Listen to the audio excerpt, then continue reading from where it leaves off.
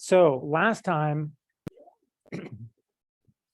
we talked about line searches, particularly the Armijo rule, which we're going to talk a little bit. I think it was a little confusing last time, so I'm going to do a little quick. We're going to talk about that briefly again. Then we talked about equality and inequality constraints.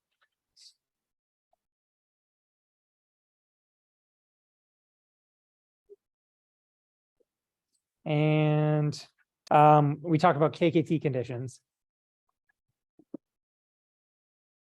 And then I started talking about some other stuff, and then we went over time because I didn't realize what time it was, blah, blah, blah. So we're going to kind of pick up there and redo that stuff today, and then keep trucking. So we'll talk briefly about algorithms for constrained minimization, where we kind of got a little off track last time. Then we're going to dig into one particular class of algorithms that I kind of like, that I think is good, and I'll tell you about them in some detail, and you'll implement it on your homework. And those are that's the so-called Augmented Lagrangian method.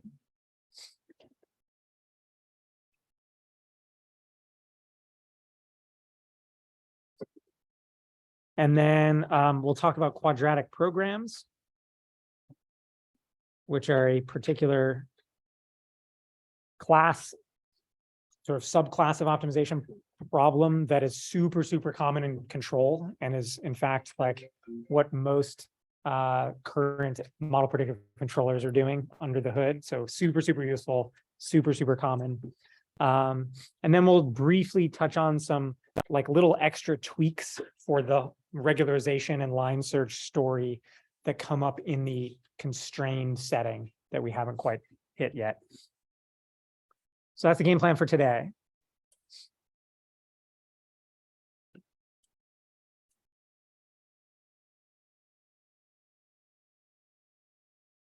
All right, any questions on anything?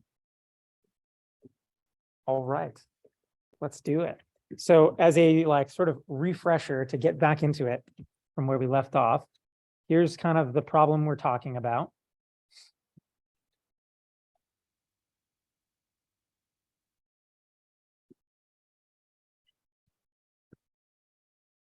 Just to get us back into the right headspace, we're doing min over x of some objective function f subject to some inequality constraint c of x less than equal to 0.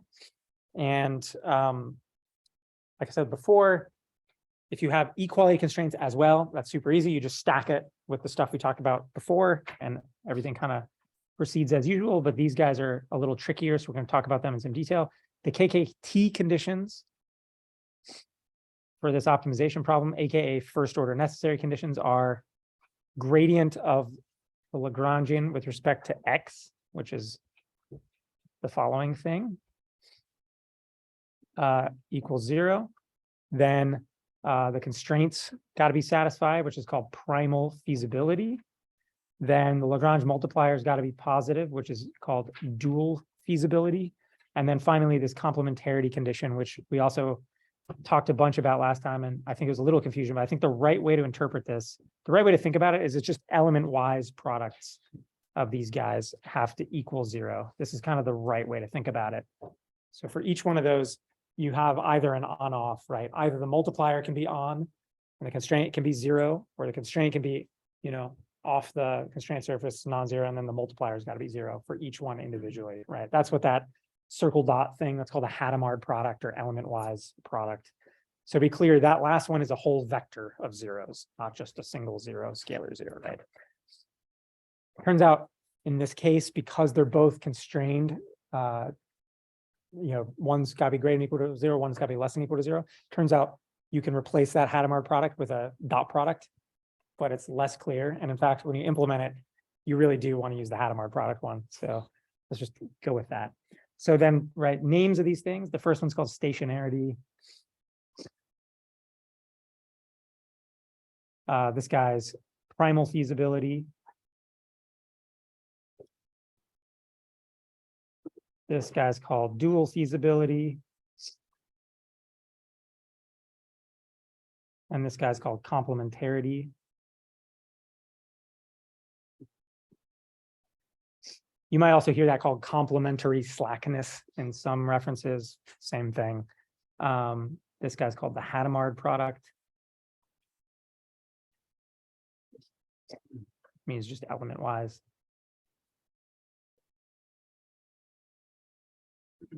And then what else? Oh yeah, the last thing I want to mention is, in these conditions, the way to think about this term, this sort of Lagrange multiplier, constraint Jacobian term, that thing, you want to think about that as a penalty that's penalizing constraint violations.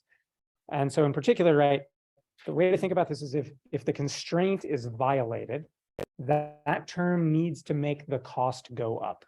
So in this case, the constraint is supposed to be negative. So if it's violating, then C is positive and lambda is positive. So the cost goes up, right? So here's a question. If I were to flip the sign on my constraint and say C has to be positive instead of negative, what's going to happen to that term in the Lagrangian? I'm thinking about it as it needs to penalize, right, the cost. So if C's got to be positive, if it's violating, it goes negative. And then that term right there is going to be negative. It's going to make the cost lower to violate, which is bad, right? I don't want that. So what should I do? I could do that. That's one option. I could flip the sign on lambda, or I could flip the sign on that term in the optimality conditions and put a minus sign in front of it, either one. So what I'm getting at here is you can see all different combinations of this. You can see lambda either way, you can see C either way, and you could see that plus in the stationarity condition turn into a minus. Depending on the paper you read or the book, you can set the signs up a whole bunch of different ways. So all you have to remember is that it's got to penalize constraint violation. That's it. Just think about it that way. Think about what happens if the constraint is violated. That term has to add to the cost. The other way it'll flip sign is if I maximize instead of minimize, then it also has to flip sign. So just think in your head, whatever it is, violations make the cost worse. That's how you decide what signs everything have to have, right? As long as that's consistent, you're good. Make sense, everybody? Yeah. Yeah, sorry. The Lagrangian term is C times lambda, right? That's what I mean. Yeah. So, okay. I just want to say that briefly because you will see it other ways for sure in various references, and you should just know.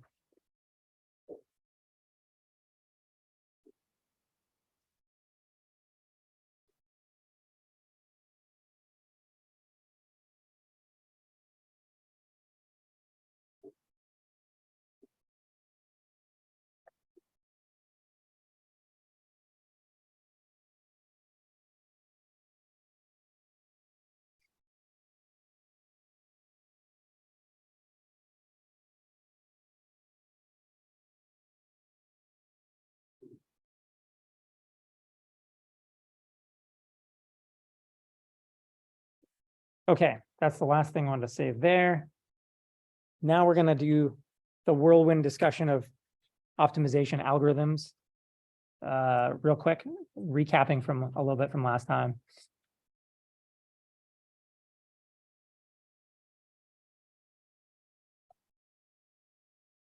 So we talked about really briefly active set methods. And the idea here is you try to guess the active constraints.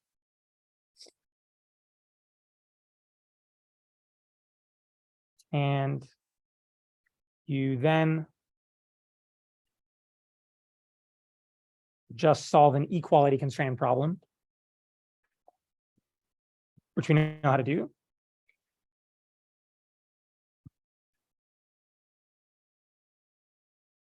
And then these are really good if you are good at guessing and really bad if you're not good at guessing. And so they generally show up in like very niche applications where you have very good heuristics for guessing the active set.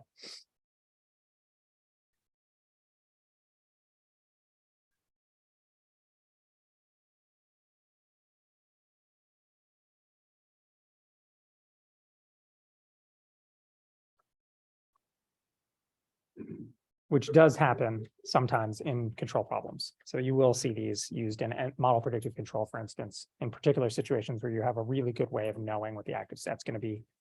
Okay, so then we had the so-called barrier methods, also known as interior point methods. And these guys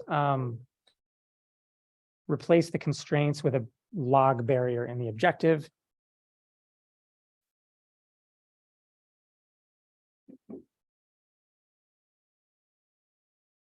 And the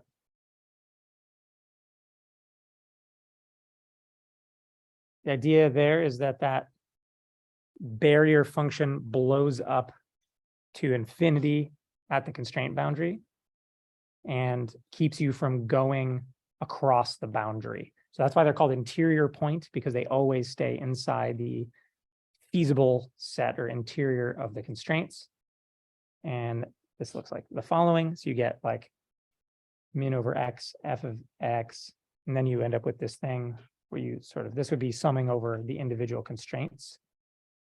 And you get this penalty term where you have minus log of minus c, and this is indexing into the c. So these are each constraint, right?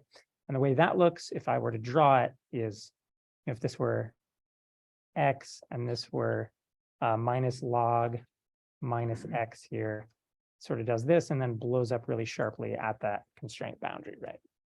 Questions about that? Yeah. So you're like, you have to make sure that like the fillet is a wide enough radius that like your step size doesn't jump you over. Yeah, so what you really do in practice, so that sort of radius there is set by that row weight. And what you do in practice is you start with a really relaxed one and then you crank it down until that thing basically looks like a sharp corner at the limit. And the trick is actually you do a line search to make sure you never cross. So you take your Newton step, and often the Newton step will step across, but you have to use the line search to backtrack until you're not across. Otherwise, bad things happen to you, as you can imagine. Infinities generally don't play nice with floating point math. Okay, cool. So these are really, really good for convex problems. They're like the thing to do.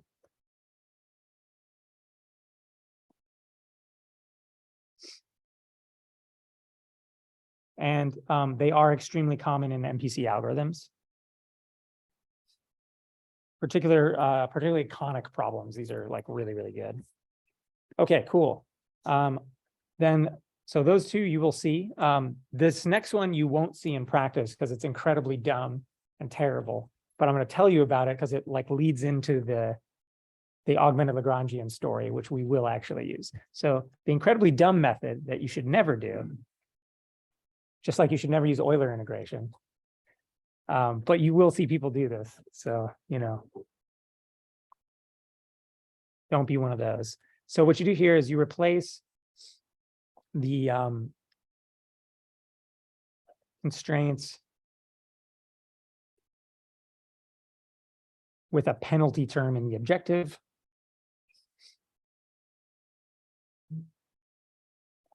Usually a quadratic penalty, but there's no, oh, by the way, in this interior point thing, it's pretty much always a log, but it doesn't have to be, it turns out. It's just that the log is the one everyone uses. It just has to be some function that blows up at the boundary. There are some like particularly nice things about the log, but in principle, it could be some other barrier function. You can make up other ones, right? Okay, penalty term that penalizes violations.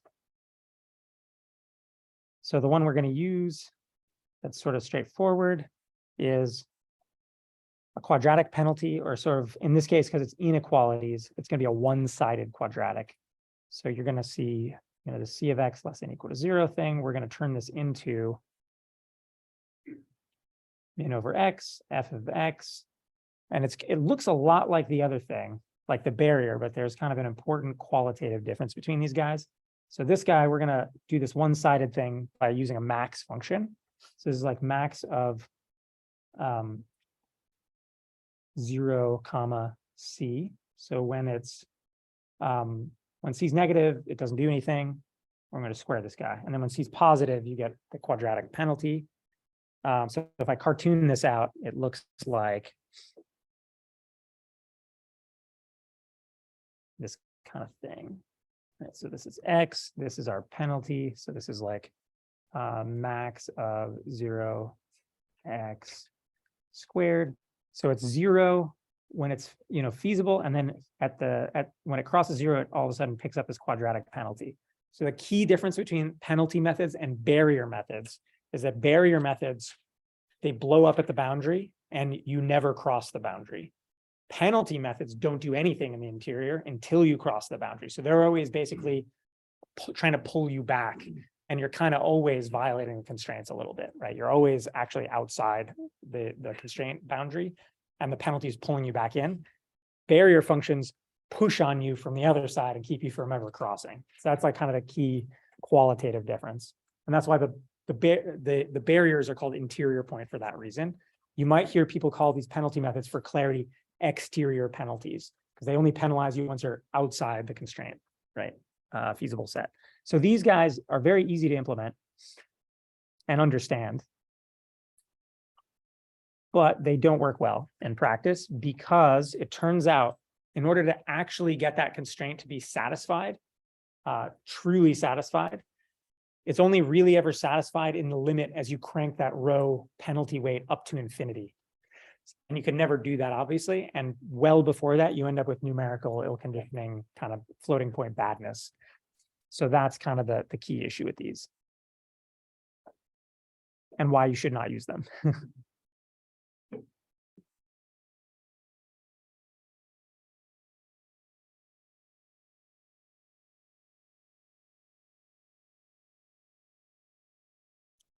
So as a result of that, you basically can't get high accuracy solutions.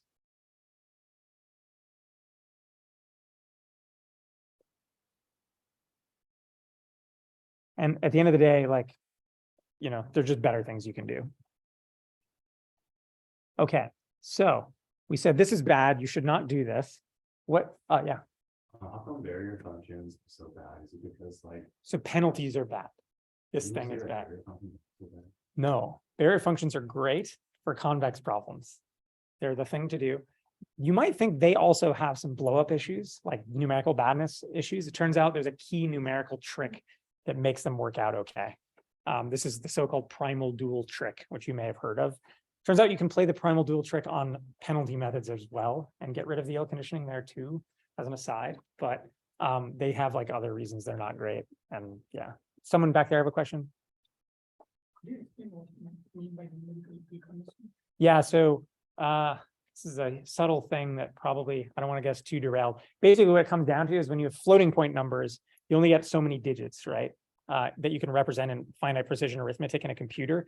And ill conditioning is kind of basically a general catch-all term for having like your answers just get swamped by round off and truncation error in the floating point math, such that your answer is useless. Does that make sense? So in floating point, you get about 15 digits in double precision, and it's very easy to like swamp that with truncation round off error if you're not smart in these kind of algorithms. So you can imagine if I have to like crank this parameter to infinity, at some point I'm going to run out of digits, right? And that's basically what happens. Looking at the second term, how can we say it's a barrier function? So barrier blows up to infinity at the constraint boundary, never lets you cross the boundary. Penalty does nothing in the interior, only starts to penalize when you're across the boundary. So one is interior, blows up at the boundary, doesn't let you cross the boundary. The other one's the exterior, only does anything once you're already across the boundary. Does that make sense? So interior point or barrier, you can't leave the feasible set. Penalty, you always leave the feasible set. And like it tries to pull you back. That's the key difference. Yeah, cool. Okay. Hey, Yeah. Zach. I guess, I mean, it's the only reason to use penalty if you don't have like a good initial guess. No, there's literally no reason to do it. There's no- I'm going to show you a better thing right now. Yeah, someone on Zoom has something? Yeah, just curious, where does the simplex method fall under It is these? none of these things, and we won't talk about it because it only works for the linear programs. It's and we're not going to deal with LPs really at all in this class. It's a very, very specific, like special case thing. It's closely related to active set methods. It's basically an active set method, but specifically for linear programs. If that makes sense. Yeah, thank you. Sure. All right. Yeah, cool. Okay, so here's the thing that works pretty well that you should do instead of ever doing a penalty method, because it's only it's like 2 more lines of code and works infinitely better. Okay, so, and this is what we're going to use a whole bunch, and kind of hopefully this will give you the confidence to actually code up your own numerical solver. You're going to do it on the homework, but basically it's not that hard, and like this is a good recipe for doing it that isn't too hard to understand or code up. Okay, so augmented Lagrangian. Here we go. What we're going to do is take that penalty method and add a Lagrange multiplier estimate to it.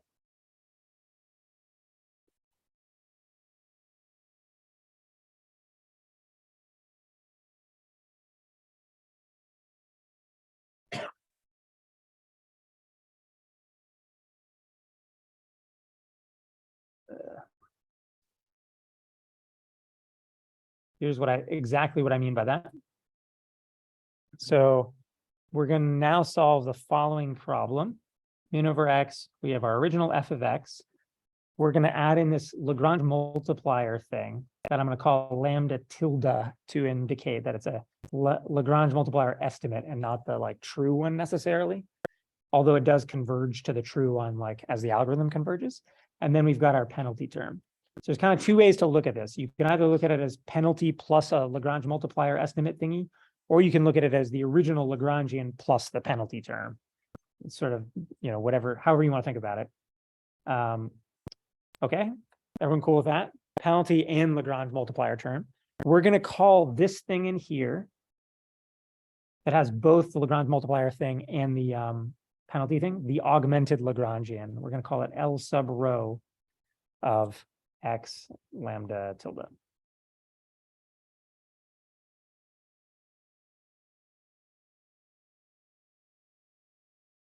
Okay, so that's the augmented Lagrangian. It's Lagrangian plus penalty. Now the algorithm, what it's going to do is basically solve the penalty problem. Note here, we're only ever minimizing with respect to x. We're not solving the joint x lambda problem with the KKT system like we were before with the equality constraint stuff. We're only solving a problem in x while we hold lambda fixed. So what we're going to do is solve that problem for x, and then we're going to update lambda, lambda tilde, by, I'm going to kind of write this in words and then show you exactly what I mean. We're going to do this by sort of offloading the penalty term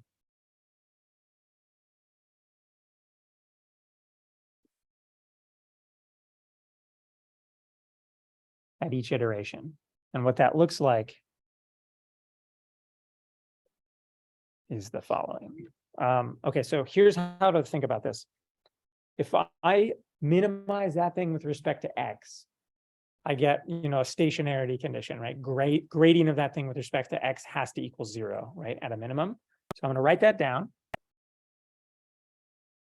If I were to just write down the gradient of that expression with respect to x, I get this.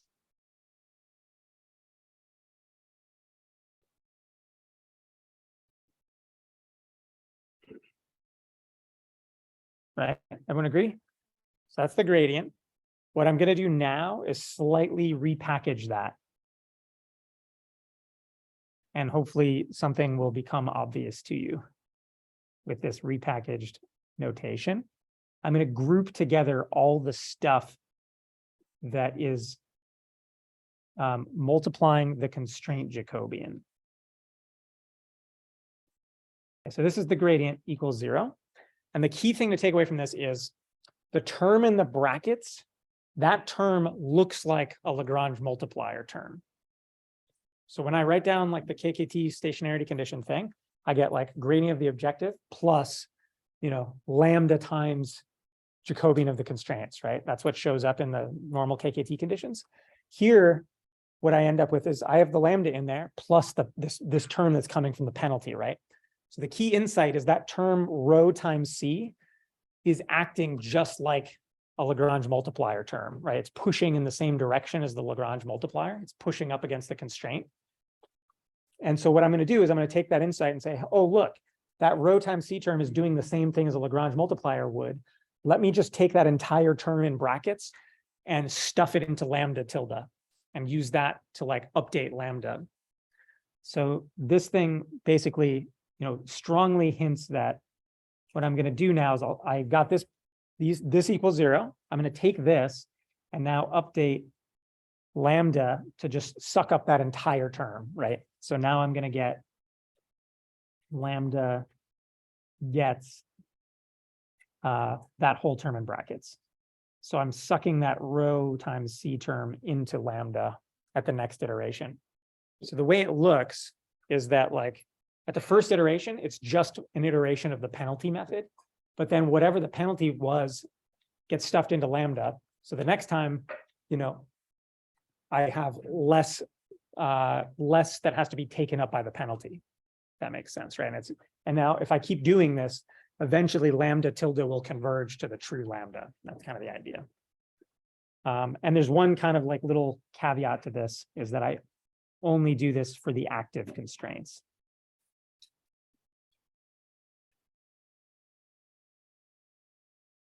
Okay, so the whole thing written out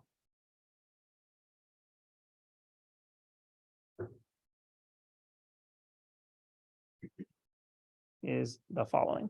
I'm going to do first min over x of this augmented Lagrangian guy with rho and lambda tilde fixed. Then I'm going to, once I've solved that, I'm going to do this lambda update that I just wrote down, plus a little bit of logic to make sure it's only doing this on the active stuff, which just looks like I'm just going to wrap it in a max like I did before, to sort of do the one-sided thing.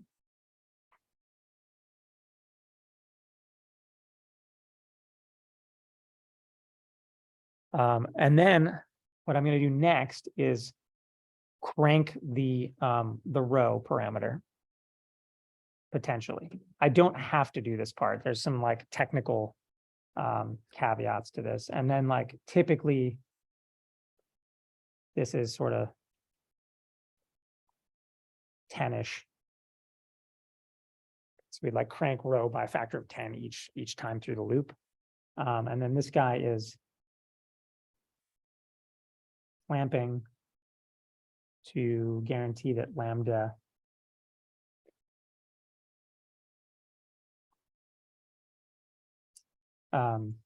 stays non-negative, right? Which is equivalent to like, only doing this on active constraints, more or less. Okay. Everyone, questions on this? Yeah. The ones that are, holding with equality, right? And not in the interior, right? So only if I'm up against the constraint, right? If the inequality is satisfied, I ignore it, right? I only do this when the constraint's violated, right? Yeah, makes sense? Yeah. Could you just explain again the part, like the equation and rho times C behaving same like lambda? Yeah, so basically you see the Lagrange multiplier term here, right?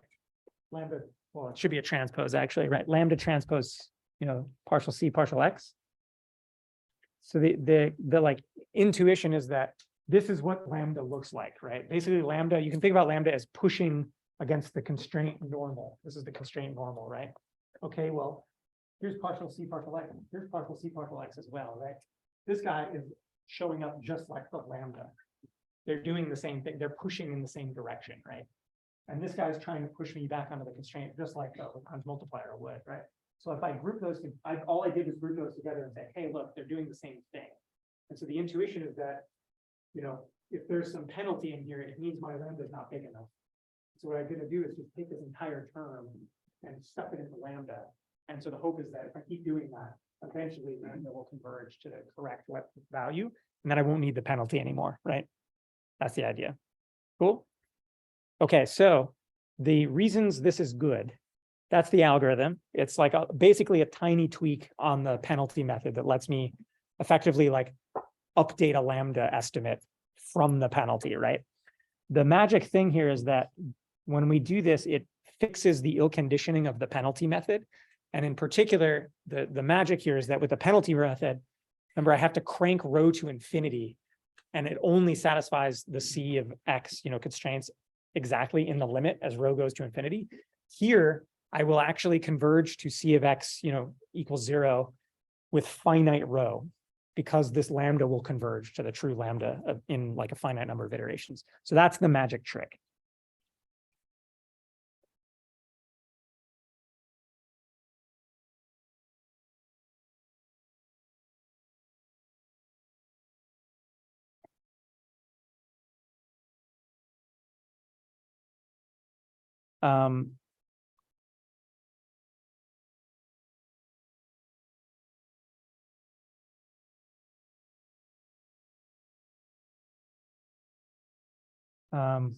And so there's converges with finite rho. It also converges pretty fast, relatively fast. And the other thing about this that's really nice is it works well on non-convex problems. So like barrier methods, they're really for convex problems, and you need a lot of hacks to apply them to a non-convex problem. These work out of the box with no real modifications necessary on pretty much anything you throw at them.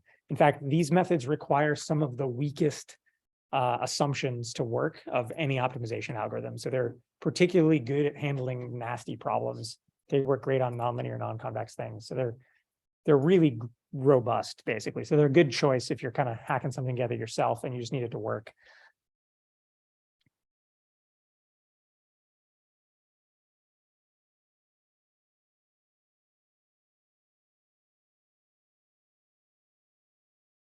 All right, cool. Questions about this? So, yeah, so rho is doing this quadratic penalty thing, right?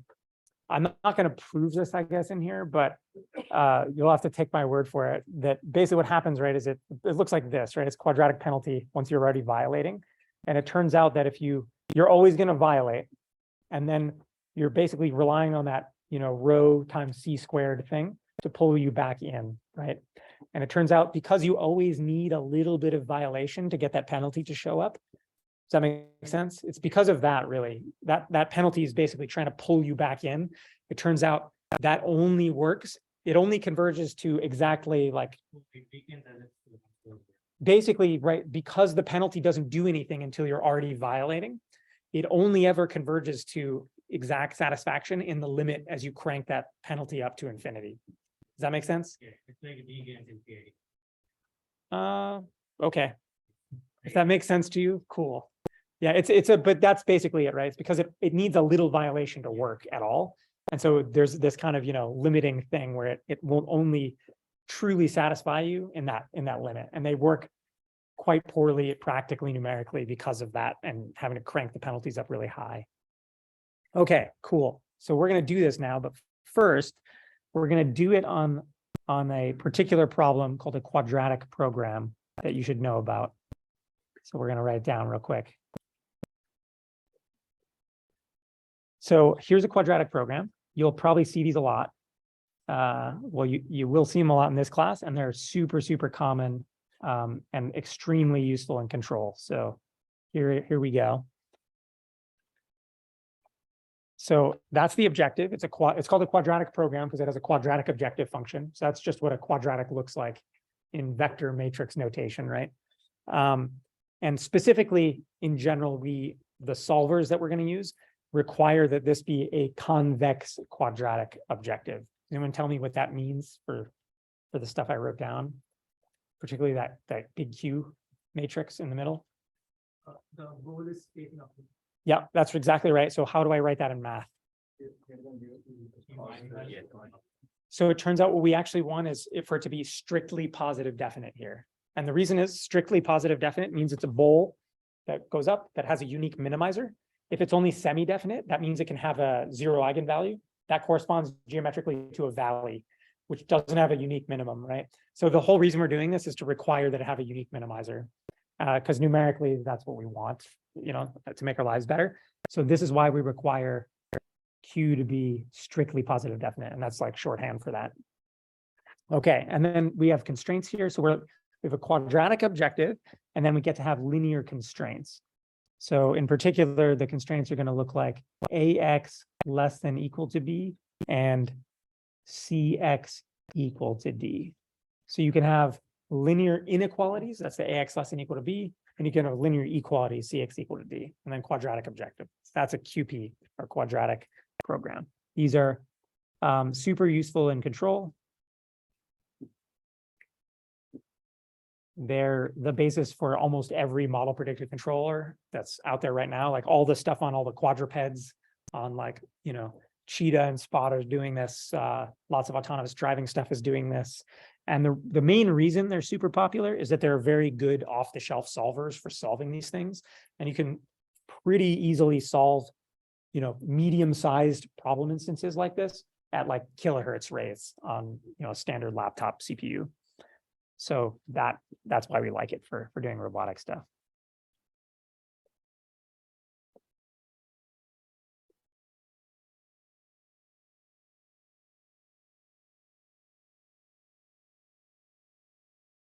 Okay, so now we're going to do this. I'm going to show you some code for the augmented Lagrangian method to solve a QP. And then, yeah, you'll have to basically take this, you know, and you know, fix it up and implement some extra details on the homework. So this, I'm just doing the inequalities. On the homework, you're going to add equalities to this and do some more stuff with it, but it's the same general idea. So here's my objective function. This is the quadratic objective that we just wrote down with cube that. So like really simple stuff. And I'm going to handwrite the Jacobi, gradient and Hessian because it's easy. And then I'm going to have a linear inequality constraint AX less than equal to B. So this is in 2D. So I have a 2D bowl. And because I can only have like one constraint before the problem becomes totally constrained in 2D, it's just a single. So A is, you know, just a row vector and B is a scalar. And that's AX, you know, minus, it's A, I've written it, you know, AX minus B less than equal to 0. I just moved the vector over. But that AX less than equal to B thing is the standard notation you'll see for QPs. So we're going to write it like that to kind of be consistent with our general notation. And then I'm going to plot this thing like we did before. So this is basically the picture I drew, you know, the other day. These are level sets of the bowl. And then this line is the constraint. And in the inequality is, this is the feasible region over here. So this is where we're allowed to be, and we're not allowed to cross the yellow line, right? So roughly speaking, the minimum's here. Right, so the solution is going to be right around here on the yellow line, basically, right? We kind of know intuitively. Okay, so here's my augmented Lagrangian. Here's my, you know, penalty thing, Lagrange multiplier term. It's exactly what we just wrote down, right? Here's my Newton solver. So I'm doing Newton's method just exactly like we did before, with a couple of extra tricks in here to basically look at the constraints and check if they're active or not. That's all that's in here. And to do that, like thresholdy stuff on row.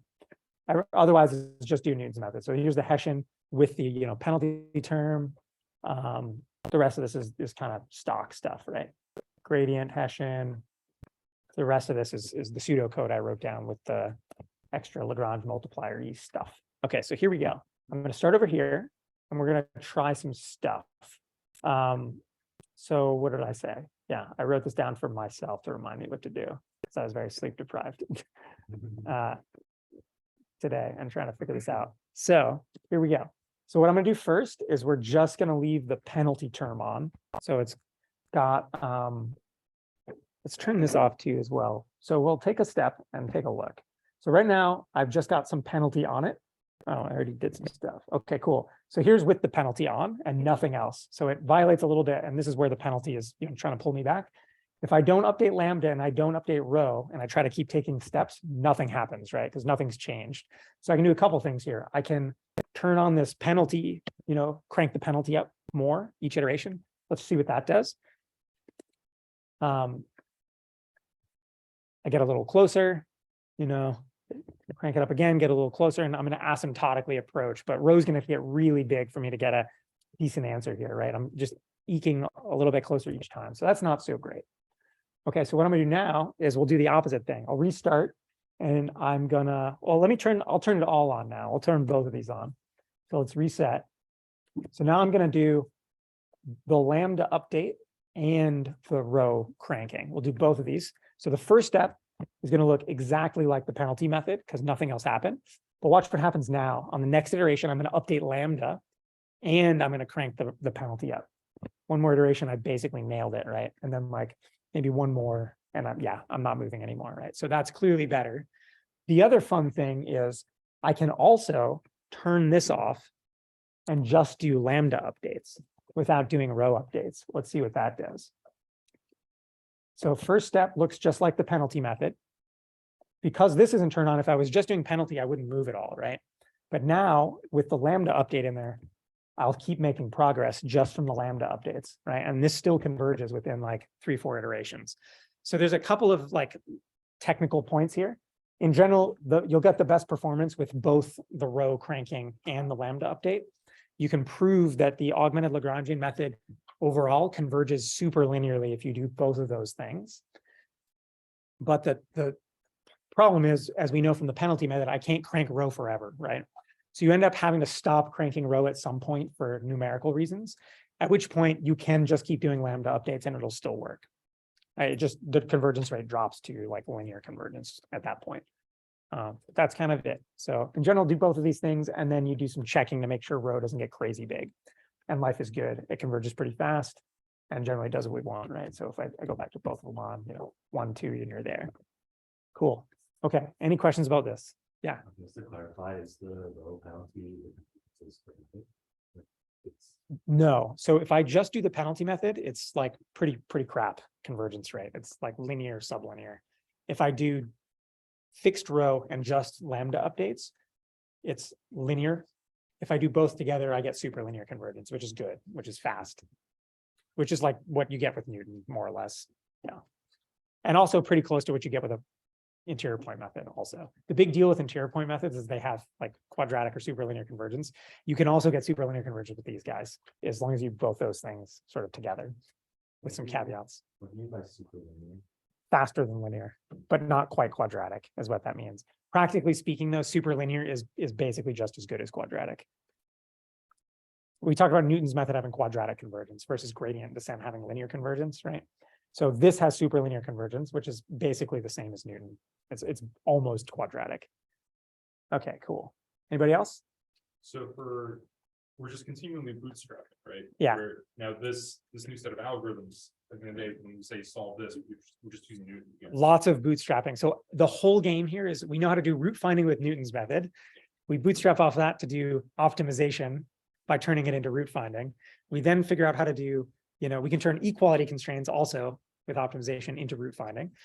The next game is we do inequalities by somehow trying to turn inequalities into some combination of equalities and minimization, so that, and then turn that into root finding, right? So it's all bootstrap, right? We've been building this up layer by layer on top of Newton's method the whole time, right? So it all comes back to Newton and root finding at the end of the day. It's just playing tricks to massage new things into the same format, so you can keep doing Newton. Yep, that is the game. You've found the game out. It's the whole game. Okay, cool. Eventually you'll hit the ill conditioning stuff, just like penalty method.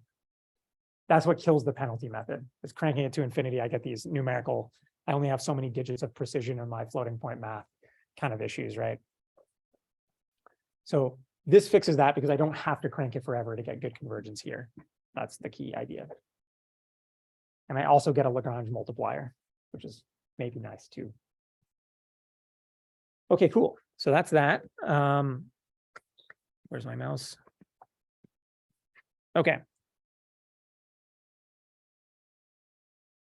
Try the code out. We did some example-y stuff. You move this out of the way.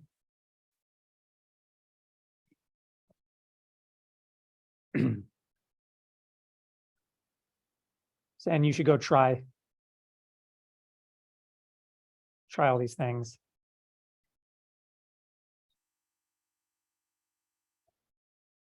You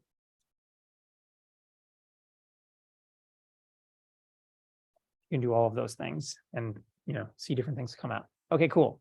So now we're going to switch gears quite a bit, and we're going to jump back into the regularization story from last time with a bit of a twist. and hopefully teach you like a little bit deeper level of optimization theory in the process. Because you need to know this in particular for the homework, but there's like, you should know this anyway.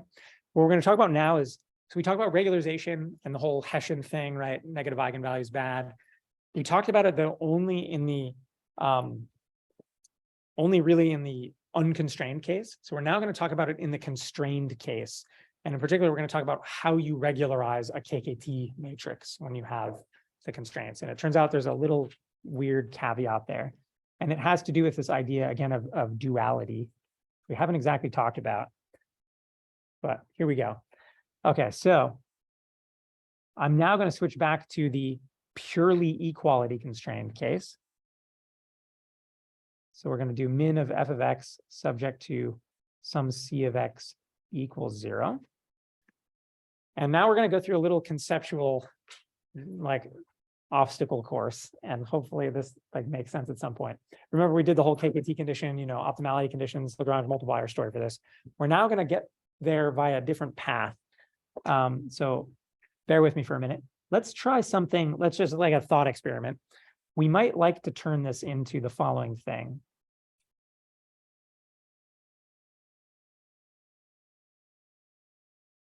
Thinking about kind of this whole discussion on penalty methods and stuff. Like if we thought about like the ideal penalty in some theoretical sense would be something like this. I'm going to write it down as f of x plus p infinity of c of x, where this p infinity is this like sort of weird brick wall penalty thing that is 0 everywhere where the constraint is satisfied, and then infinity everywhere where the constraint is not satisfied. So it's 0 if x is 0, and then infinity if x is not 0, if its argument is not 0, right? So it's basically this like infinite brick wall penalty thing. So practically this is terrible. I can't code this up and write an algorithm based on this. But as a thought experiment, kind of interesting, right? You obviously aren't going to implement an algorithm based on this. But it leads to some interesting stuff.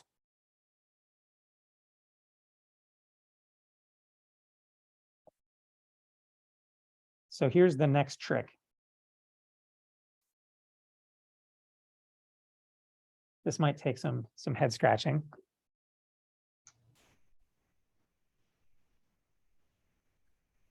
So I'm going to replace that infinite penalty with the following weird optimization setup. So check this out. I'm going to do min over x, and then inside the min, I'm going to do max over lambda of f of x plus lambda transpose c of x. So think about this for a sec. If the constraint is satisfied and like c of x is 0, then when I take that max over lambda, nothing happens, right? That term, that lambda c term, 0.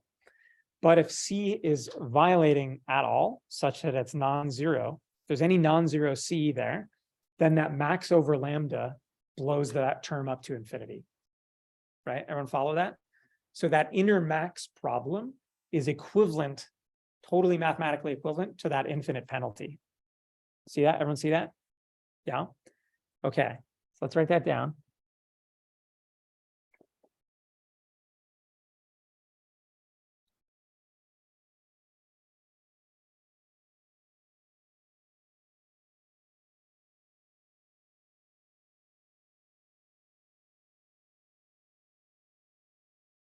And then we can actually do the exact same thing for the inequality case. I'll just write it down real quick.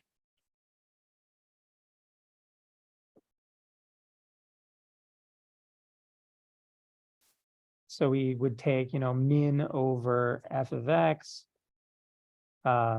subject to our c of x less than equal to 0 thing.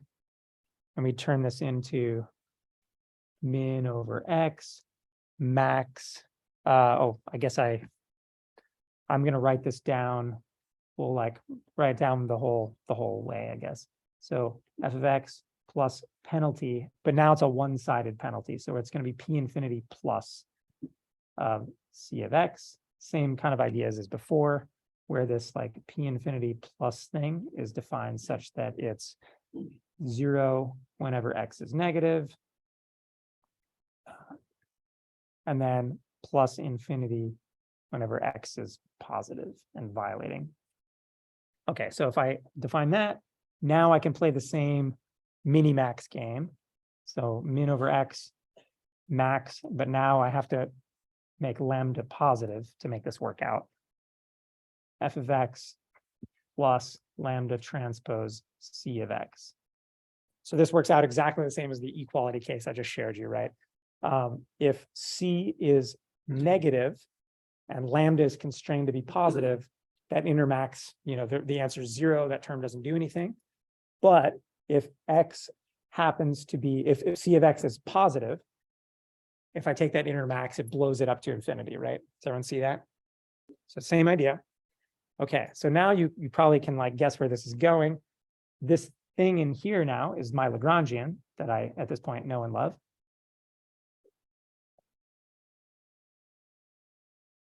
And this like min-max formulation makes a couple of interesting things kind of pop out in, to us. So that mini-max problem is actually what we're solving when we solve the KKT system. When I solve the KKT system for both X and lambda jointly at the same time, this is the problem I'm solving. I'm solving this mini-max problem in X and lambda. So hang with me for a sec. When I'm solving that X lambda together KKT problem, what kind of point am I finding? What kind of optimum, local optimum or stationary point am I actually solving for there when I solve it jointly for both X and lambda together? So it's minimizing with respect to X, but it's maximizing with respect to lambda. It's a saddle point in X lambda space. That's right. Cool. Okay, so next leap. It's a saddle point. So if I think about the KKT matrix, what does that matrix eigenvalues have to look like then? Yeah, how many of each? Yeah, it's got to have number of X variables positive eigenvalues, basically associated with the Hessian of the objective, and then number of constraints or dimension of lambda negative eigenvalues associated with the lambdas here, right? That's exactly what this problem is showing you, right? The min over X, max over lambda thing. Okay, great. Everyone cool with that story? Any questions about that? This is like a pretty big deal. This is duality. This is called the Lagrange dual. It's a big deal in optimization theory. This idea goes fairly deep. So, okay, let's write that down. KKT conditions define a saddle point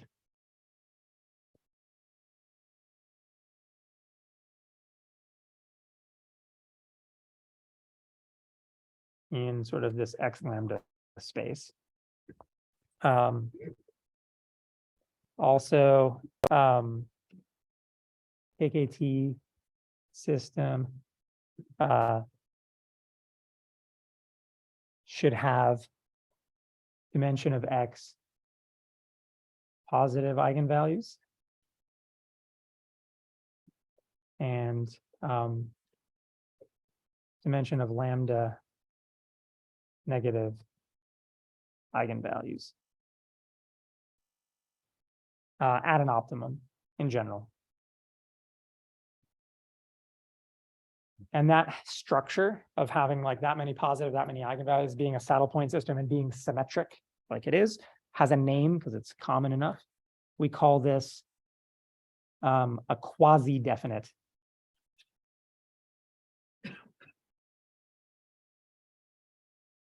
linear system.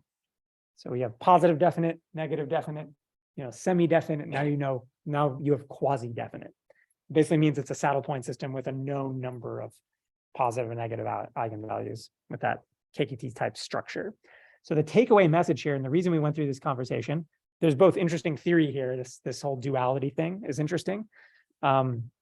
but also it tells you how to regularize a KKT matrix. So if I have a KKT matrix, I need to regularize it, what I actually need to do is apply a positive regularizer here and a negative regularizer in the lower block here. So this guy's positive and this guy's negative. Oops. So if you have problems trying to solve this guy and you need to, bust out the regularization trick, this is how you do it.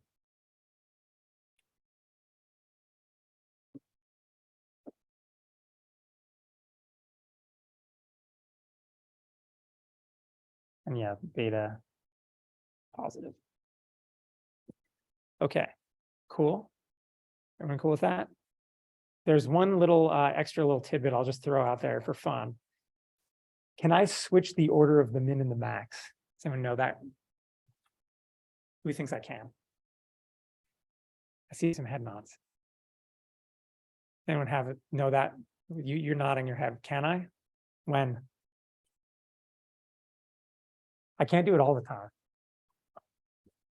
So I can only do it when the problem's convex, basically. There's this is called strong duality. If I can flip the order of the min and the max, then it's said to the problem said to be, have strong duality, and it's got to be convex for me to do that. But I can do it. Yeah, which is interesting. The so-called dual problem is the flipped problem. For convex problems, the flipped problem works out the same way, has the same solution. For non-convex problems, you get different answers. And the difference between the two problems is called the duality gap. Fun fact, just stuff you might come across. Okay, anyway, I'll shut up and we'll write some code now. These are things that maybe you'll come across if you take a real optimization course someday, or if you're really into it, Wikipedia, and come talk to me, and I'll point you to Stephen Boyd's book, probably. All right, so here's this story. Let's do this regularization stuff. This is going to be back to the problem we were doing before, that we saw before, right? So quadratic objective, minimum is over here. Quadratic equality constraint got to be on this guy. And if we remember, we did this before with Newton's method. When we started over here, remember, we kind of got stuck, right? Let's look at that again. Like I made okay progress for a while, but then I kind of after a few iterations, I sort of flipped around and started coming back up, and then I got stuck somewhere, right? And let's go look at that. So now, armed with our discussion we just had, we know that this thing has 2-dimensional x, 1-dimensional lambda. It should have 2 positive and 1 negative eigenvalues. It has 2 negative, 1 positive. That is bad, right? So this is what's going on, and this is kind of ultimately why it's getting stuck. So now we're going to go do regularization on this guy with beta equals 1. This is an extremely dumb, naive implementation. You should not implement it this way in real life, but for clarity of the code, I'm going to do it exactly like the pseudocode says. I'm going to explicitly compute the eigenvalues and then just check that I have the right number of eigenvalues, that I have, length x number of positive ones, length lambda number of negative ones, blah, blah, blah. And then I'm going to do exactly what we just said, positive beta, negative beta on the diagonal to regularize, and just do that in the loop until I satisfy the sign conditions. And then I'm going to take my Newton step. So it's exactly the same idea as before with regularization, but we're doing it, in this primal dual KKT case now. So let's watch what happens here now that I'm regularizing. So that first step stayed the same. Second step's about the same, but now the regularization is going to kick in, and I'm actually going to sort of make my way around the bottom here the way I was supposed to. I did kind of do some overshoot there, which is probably not what I want, right? So I still, but now I'm going to converge ultimately to the right answer that we expected from before in 5, 6 iterations. So the lesson here is okay, cool. I fixed the regularization issue. I still now though had the overshoot problem. So now we got to go talk about line searches again. So here's how you do regularization in the constrained setting on a KKT matrix. Cool, that fixes the getting stuck issue.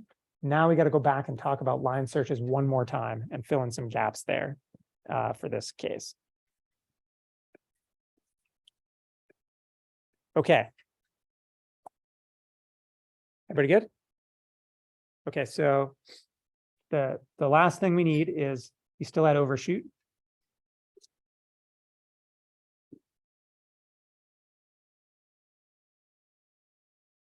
And now we got to talk about line searches for this constrained case, which end up being a little different again.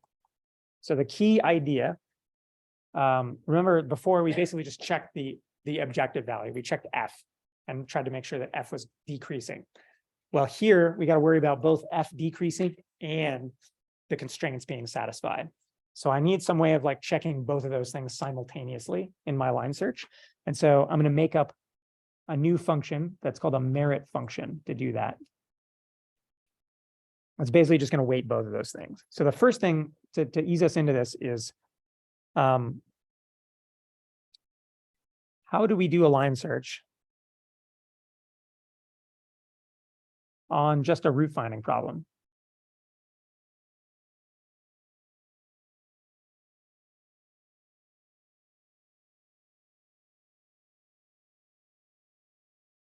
So let's like write down, so if I'm doing the following, find X star such that, say, C of X star equals 0, right? So I'm just doing Newton on that. It's a root finding problem. It's, say Rn to Rn, right? So these are all vectors. How do I do line search on that guy? Anyone have any thoughts? Just take a guess, make something up. I don't know. We haven't talked about it yet. But like if I asked you to do a line search on this, if you needed to do a line search on this, what would you try? No wrong answers. Anyone have any ideas?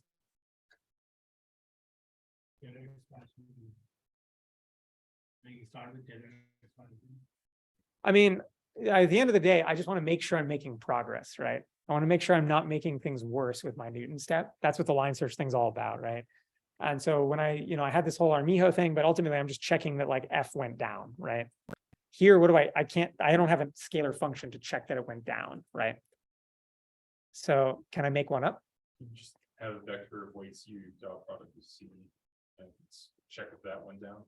Something like that is probably fine. There's probably some version of that idea that works out. The easiest thing to do is just like check the norm of C or something like that, right? Check to make sure the norm's decreasing, or just, C transpose C, right? C squared, something like that. That's what we need. So we just make up some scalar function that measures closeness to the root, right? And then we just check that.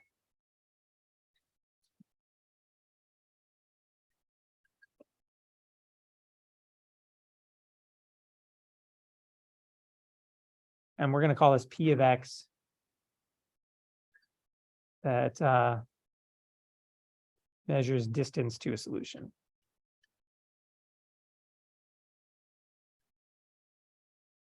So standard choices would be sort of the obvious things you might think of. You could have P of X equals something like, C transpose C.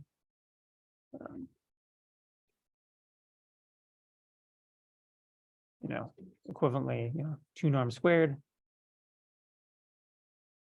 And then another super common choice would be a norm, and literally any norm works, but the most common one is the 1 norm actually, because it's cheap to compute. So you can use 1 norm, infinity norm. You can use quadratic, penalty type thing, literally anything you want. So you do that, and then you just do Armijo on that P merit function now.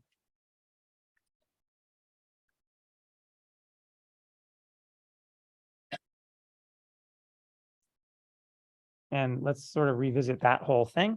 So we start out with a step length alpha equal to 1. We do while. So I'm going to write this just, because last time I think it was confusing. Let me like write the even dumber version of the line search first, and then we'll do the Armijo thing. So I literally just want to make sure that P at X plus alpha times delta X, my like new step, right?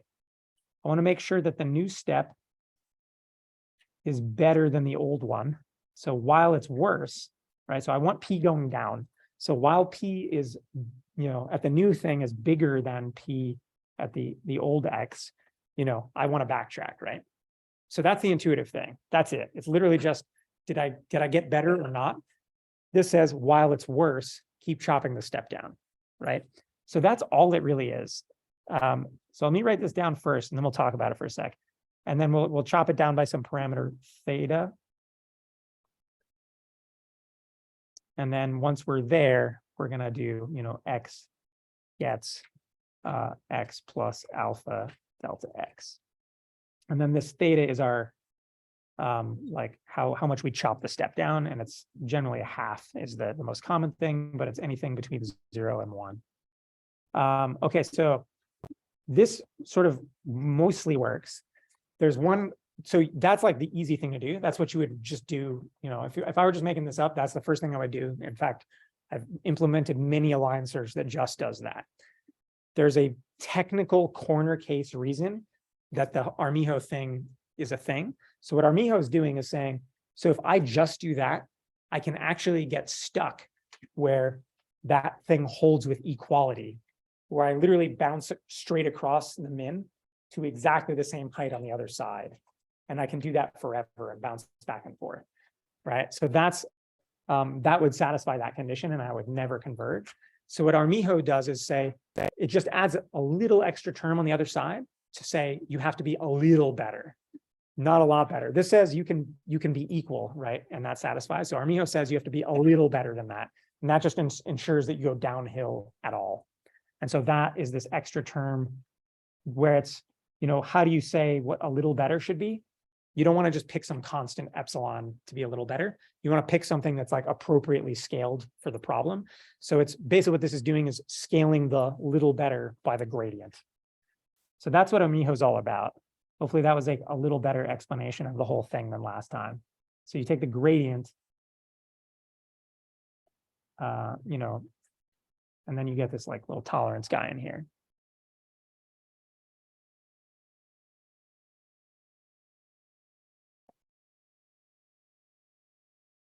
Hopefully that like longer explanation clicked a little better than last time. So that's it. And so it turns out that extra term is there to like avoid this corner case where you just bounce back and forth forever. And it's like, the reason it looks like it does is, that's the intuition. It's like making it a little better. And you can theoretically prove that if you stick that term on there with even with a very small b, like a tiny improvement, it guarantees like asymptotic convergence. That without that term, it doesn't. Okay, cool. So hopefully that's clear to everybody. And so now the last thing is just, we can do this unsurprisingly now. So we did it for root finding. And now we can just apply that same root finding idea to the constrained minimization case.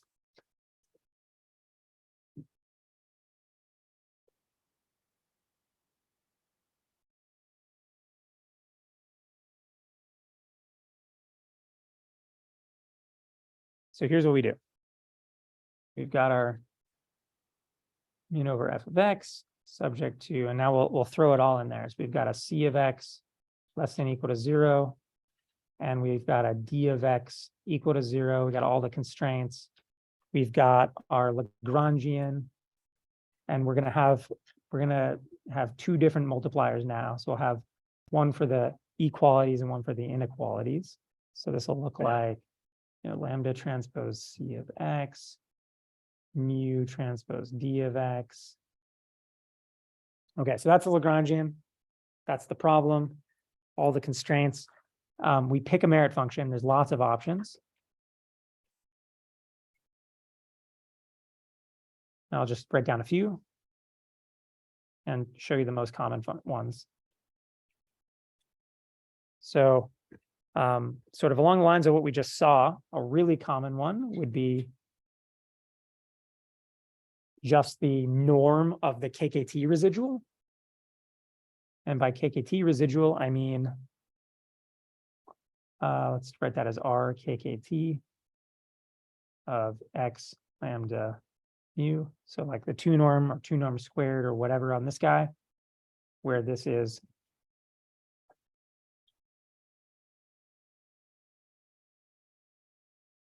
basically the thing on the right-hand side of the KKT system that you're trying to drive to 0. So it'd be like basically, grad L, and then the constraint violations.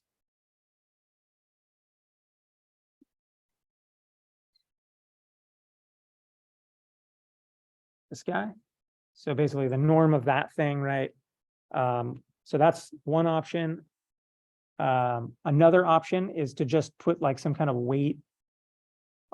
weighted sum of the objective and the constraint violations. This is like a very common move. So here's like an example of that.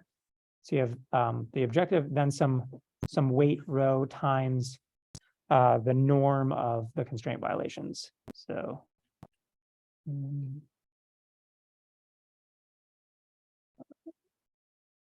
the most common one is the one norm. You'll see that a lot, but any norm works.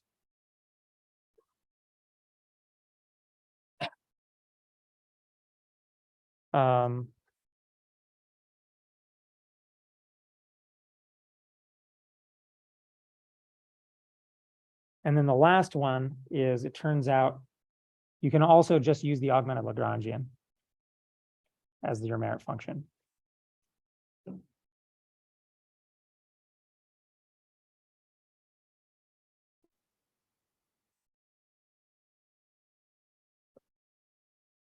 So this is kind of a interesting thing in that, yeah, augmented Lagrangian methods basically come with the merit function for free, which is kind of fun.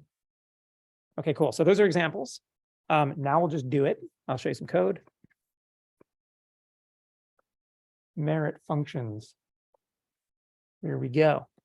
So we're going to do the exact same problem again. And now I'm going to do the same, regularized Newton thing that we just saw. I'm going to start right here, though, which is where it sort of overshoots, right? If we remember from last time, because the linearization lets me like shoot way out here now. So if I do it without a line search or anything, I go, way over there, and then it still converges, but it's sort of dramatically overshot, right? And you can imagine on a really nasty problem, things might go south pretty quickly if I overshot that badly without the line search. So here we go. Here's some choices for merit functions. Let's try a few of these. Here's the KKT residual one. So it's just, here's KKT residual squared, right? And then I'm doing Armijo on this, so I need the gradient as well. So here's the gradient. So let's try this guy. I think I have to go up here.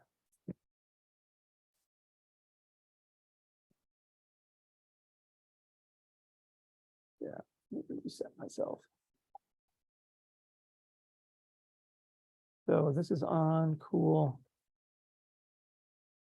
Okay, yeah, so you can see now it takes a much, much smaller step and backtracks, and it's staying way closer to the constraint manifold, right? And now I can, converged quite a bit faster. Cool, life is good. We can try another one. So that's, here's the one with the norm of the constraint violations instead. So we can swap that one in, reset us back, see what that one does.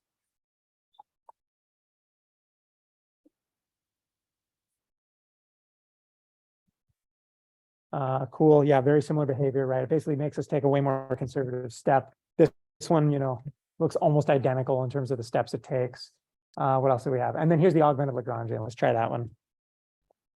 And start us back off at the right spot at the bottom there. Cool. So that one's a little different step. And it just so happens that with the hyperparameters I have in here, this one converged, in like 2 steps. So it was a little better, but there's nothing particularly special about this, just the choice of weights, So in particular, right, like if I went and changed row here, this may be kind of fun to just try, right? So if I'll go in here and like turn this guy back down, let's go this one with the norm, and let me set this way bigger, like 10. And let's see what that does, right? Actually, no, I don't want that one. Let's do the norm one.